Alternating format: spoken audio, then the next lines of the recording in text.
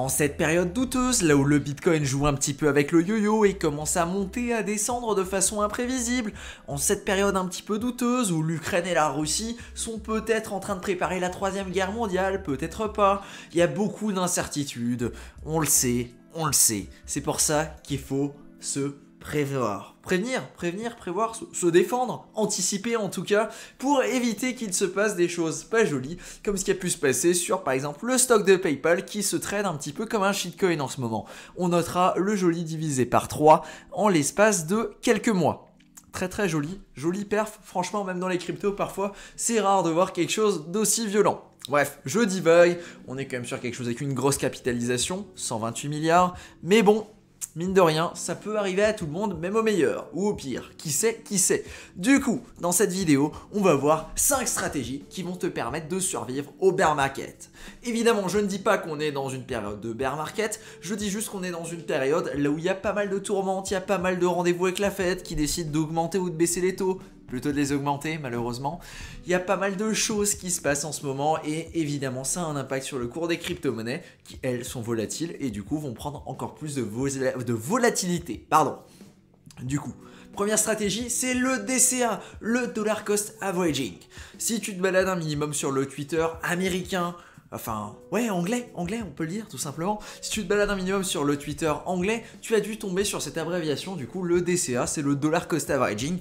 Qu'est-ce que ça veut dire? Le Dollar Cost Averaging, c'est une technique qui est très utilisée, qui te permet en fait de lisser ton point d'entrée. C'est-à-dire qu'à la place de mettre un gros fat check de temps en temps, c'est-à-dire par exemple, ici tu vas acheter 1000 balles, ici tu vas acheter 1000 balles, ici tu vas acheter 1000 balles, et bien à la place de faire ça, en fait, tu vas lisser ton entrée. C'est-à-dire que tu vas venir acheter 100 balles là, 100 balles là, 100 balles là, 100 balles là, 100 balles là, et du coup, à la place d'avoir un point d'entrée, si tu veux, qui peut être soit extrêmement haut, soit extrêmement bas, et ben en fait, en répartissant de façon assez millimétrée, c'est quelque chose que tu t'arranges pour calculer. C'est-à-dire que tu vas, par exemple, dire, toutes les semaines, j'investis 100 balles.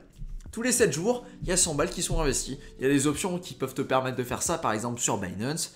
Évidemment, moi je dis 100 balles, mais tu peux mettre beaucoup moins. Si tu as envie de mettre 25 euros par semaine, 25 euros par mois, c'est comme tu veux, c'est toi qui gères.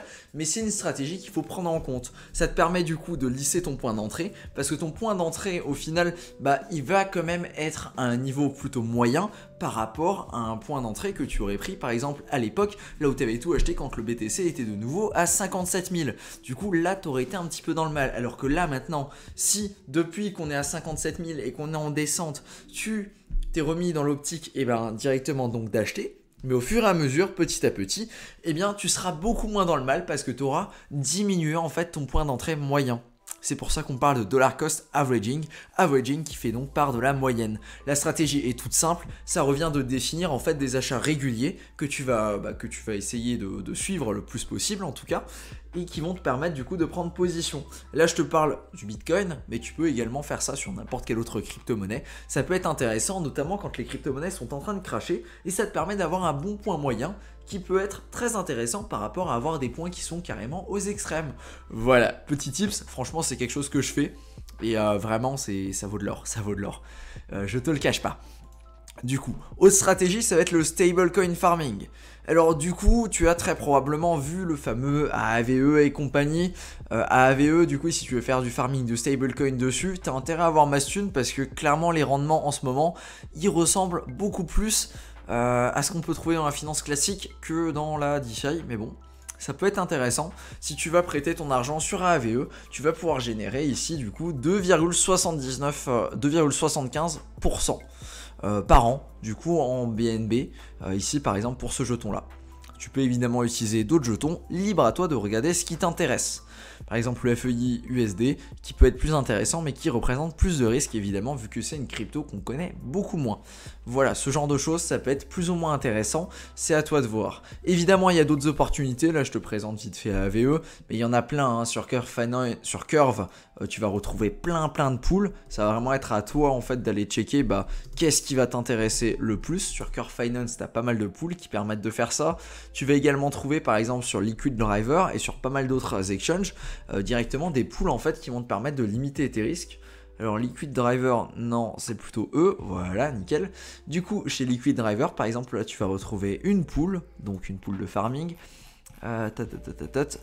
Tout en bas, nickel, c'est la tripool, et celle-ci va par exemple te permettre de générer 15% d'APR directement, donc en LQDR, si tu viens déposer du tripool V2, c'est-à-dire un mélange, je crois c'est 33-33-33, entre du MIM, du Tether USD et de l'USDC, si je dis pas de bêtises. Voilà, ça peut être intéressant. Je t'invite à faire tes propres recherches, hein, évidemment, je ne connais pas tout, il y a d'autres blockchains, notamment sur Luna, là où il y a un protocole assez intéressant, sur Terra Luna, qui permet UST farming.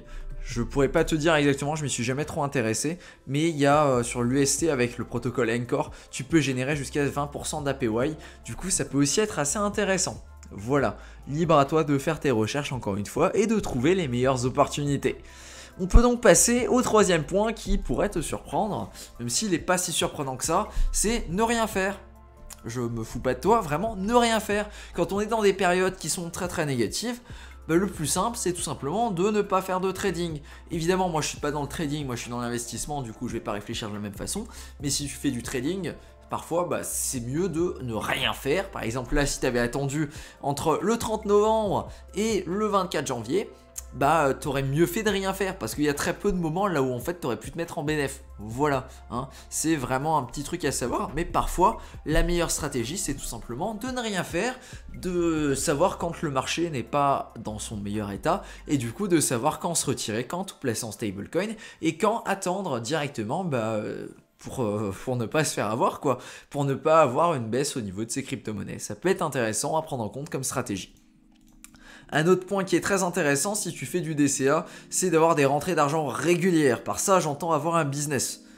Alors, des business, c'est pas l'objectif de la chaîne, c'est pas du tout de te dire va monter un business, fais entrepreneur, machin, non, du tout. Hein. Même si c'est toujours un plus de pouvoir en fait avoir des rentrées d'argent régulières qui vont te permettre de te renflouer avec du DCA si tu veux. Du coup, l'idée, c'est d'avoir un petit truc, quelque chose à côté que tu fais à côté de ton travail ou autre, qui te permet d'avoir un petit peu d'argent toutes les semaines que tu puisses rentrer directement dans les crypto-monnaies. Je pense à quoi, par exemple, à monter une chaîne YouTube. Tiens, on se retrouve là-dessus. À vendre des formations sur les domaines que tu maîtrises, par exemple, à faire de l'e-commerce, peut-être du dropshipping, on ne sait pas, ou pourquoi pas à monter des projets, par exemple, des projets dans les NFT ou autres, ce qui peut te permettre également de rentrer de l'argent. C'est assez important, tout simplement parce que ça te permet vraiment de faire soit du buy the dip, du coup d'acheter quand on descend, ou alors de faire du dollar cost averaging et d'avoir plus de pouvoir d'achat quand tu vas le faire. Parce qu'évidemment, si tu viens acheter avec 10 balles alors que tu as acheté avec 10 000 balles juste avant, ton dollar cost averaging il sert à rien, tu vois, tu comprends l'idée. L'objectif c'est de faire une moyenne, la moyenne elle est prise en compte avec les investissements que tu vas faire derrière. Du coup, si tu investis 10 balles et 1000 balles, la balance c'est pas forcément la même. Je pense qu'on se comprend là-dessus. Ensuite, l'autre chose, ça va être de farmer, et du coup notre cinquième point, sur des projets d'infrastructure. Qu'est-ce que j'entends par projet d'infrastructure? Ça va être toutes les grosses blockchains, toutes les L1, qui pour moi me paraissent vraiment être dans un bon état. Sauf Solana et le fameux, comment il s'appelle encore, le fameux que j'aime pas là, il commence à perdre des places, c'est bien ça, le Cardano. Du coup, c'est les deux seuls que je recommande absolument pas. Solana tout simplement parce que c'est infesté de VC. Du coup, c'est pas forcément cool. Pour information, VC, c'est Venture Capitalist. C'est pas vraiment une communauté, si tu veux. Ce sont des bonhommes qui vont payer, en fait, pour faire venir un petit peu la communauté, ce genre de choses. C'est pas quelque chose qui me plaît plus que ça. Et Cardano, tout simplement, parce que c'est pas fonctionnel. On a une blockchain, Cardano, qui n'est pas fonctionnelle. Il faut le dire. Il y a peut-être des exchanges ou tout ça, mais c'est pas forcément plus utilisé que ça. Et il y a quasiment pas d'argent qui est bloqué sur cette blockchain. Dans tous les cas, du coup, vraiment, Cardano, c'est pas le bon plan. Voilà, hein. Évidemment, je passe toujours pour le méchant à critiquer les trucs, mais faut être un minimum lucide, faut regarder les choses en face. Plein de gens qui étaient à fond sur le Cardano. Moi-même, j'ai ridé la vague sur Cardano, hein, je suis le premier à le dire. Quand il y avait énormément d'intérêt dessus, quand les gens avaient des attentes, quand c'était intéressant et qu'on est passé de 1$ à 3$, oui, j'étais dessus. Je le dis, hein, honnêtement. Ça a été une belle plus-value. Je crois que j'avais acheté un 1,20, un truc comme ça. Et quand on est monté à vers 3$, moi j'ai dû vendre à 2,70, quelque chose comme ça. Et je ne regrette absolument pas mon trade là-dessus. Voilà, hein, que tu le saches. Du coup, Les autres, pour moi, les autres, ça va être des blockchains d'infrastructure qui peuvent prendre des places et qui peuvent encore monter à terme. Je pense notamment du coup alors à Avalanche qui se positionne déjà plutôt bien. On a Terra qui va encore pouvoir grandir, Polkadot. C'est des blockchains qui ont déjà pris pas mal de positions mais qui pour moi peuvent encore continuer à prendre des positions. Tout simplement parce qu'on va toujours avoir besoin en fait de ces blockchains pour apaiser, c'est pas apaiser le mot, mais pour réduire toutes les transactions qu'on a sur Ethereum à l'heure actuelle et qui commencent à coûter quand même assez cher. Même si là maintenant tout de suite il y a de moins en moins de transactions sur Ether, ce serait peut-être intéressant de dive là-dedans et de chercher pourquoi. Mais en ce moment, ouais, il y a moins de transactions sur Ether. Le prix en gaz en tout cas est plus faible. Je n'ai pas vraiment d'explication là derrière, c'est juste quelque chose que j'ai observé de façon empirique sur les derniers jours. Du coup, toutes ces blockchains là, Polygon aussi par exemple, qui va être une L2, on va avoir vraiment un truc assez intéressant là-dessus. Cosmos aussi, NIR me semble que c'en est une, Tron, toutes ces blockchains alternatives, et ben, du coup ça peut être intéressant d'aller faire du farming dessus. Moi je t'ai souvent parlé de Phantom, qui arrive juste en dessous vu qu'on est dans la position là. Du coup Phantom, pour prendre l'exemple évidemment, ce serait par exemple d'aller sur SpookySwap et d'aller farmer directement par exemple sur SpookySwap, d'aller faire du coup dans l'onglet farm, de faire une paire FTM Boo, du coup FTM Spooky, et avec cette paire là tu vas générer 45% d'APR tout en ayant une exposition aux 2 jetons, ce qui peut être très intéressant, sachant d'autant plus que si tu fais tes propres recherches tu vas te rendre compte que SpookySwap, il y a de bonnes chances qu'il soit sous-évalué par rapport au marché. Dans la même branche, je recommande également Métis, Métis qui est une layer 2 avec un système un petit peu particulier en termes de validation des transactions. Aujourd'hui on a perdu un petit peu de valo, ça pourrait être intéressant de rentrer dedans. En tout cas c'est le prochain truc que je vais acheter, j'ai déjà pris une position aujourd'hui et je vais très probablement en reprendre une dans pas si longtemps que ça. Tout simplement parce que Métis, très très bonne expérience, les transactions sont instantanées, on est environ à 3-4 $ la transaction. Du coup si tu rentres avec moins de 1000 $, tu peux te poser la question de faire du farming avec moins de 1000 $, je pense que c'est pas forcément rentable pour toi. Mais si t'as plus de 1000 $ à rentrer dans Métis, je pense que ça vaut le coup, clairement. Et du coup, les deux plateformes principales, ça va être Tethys et NetSwap. NetSwap, je te le présente pas parce que je ne suis plus trop fan. Vraiment, ce qu'ils ont fait, ça m'a pas trop plu. Ils ont un système d'émission qui ne me plaît absolument pas, là où ils vont avoir des émissions totalement colossales dès la première année. Pas très cool. Et Tethys, ce que j'aime beaucoup, c'est que en termes d'émission, ils sont sur quelque chose de plutôt sympathique, mais ils ont déjà quelque chose d'excellent en termes d'interface. Franchement, l'interface, elle est tip top. Il y a juste l'interface de SpookySwap que je prépare à celle de Tethys, Métis, et pourtant j'en ai bouffé des interfaces, mais celle-là, je la trouve vraiment tip top. Ce qui est génial, c'est que tu as tous les boutons à portée de main, c'est tout au-dessus, nickel, bien fait. Tu vas avoir du coup les onglets pour faire du farming, tu vas pouvoir stacker, c'est l'équivalent de stacker du Xboo par exemple, du coup là ça va être du Xtethys, et tu as un système de lending borrowing qui est déjà en place et qui est plutôt sympathique. Bref, je ne peux que recommander, voilà. Libre à toi de faire tes recherches, de regarder pourquoi Métis c'est sympathique, pourquoi c'est pas sympathique, voilà, hein. Je vais m'arrêter là-dessus, sur ces projets-là. Voilà, du coup, c'est 5 stratégies que tu peux utiliser quand on est dans un bear market, quand on commence à avoir des doutes sur les positions à prendre.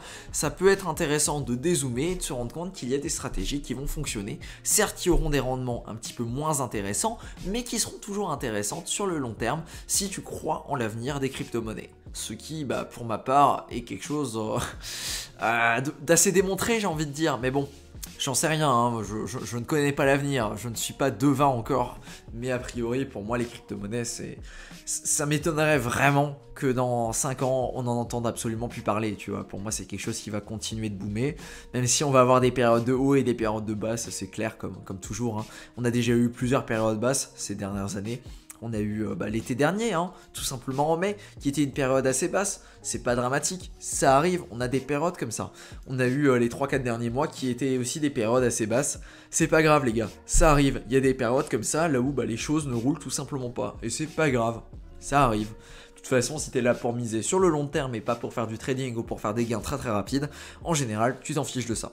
Tu regardes pas du jour au lendemain, qu'est-ce qui se passe? Non, t'as une vision un petit peu plus long terme et du coup, tu vas regarder pour voir un petit peu dans quelle position tu vas te retrouver, mais pas maintenant, non, plutôt l'année prochaine, dans 2 ans, dans 3 ans. C'est ça ce qui est intéressant. Voilà, c'était Cryptomage pour cette vidéo. Je te remercie de ton attention et je te dis à plus pour une prochaine vidéo. Ciao!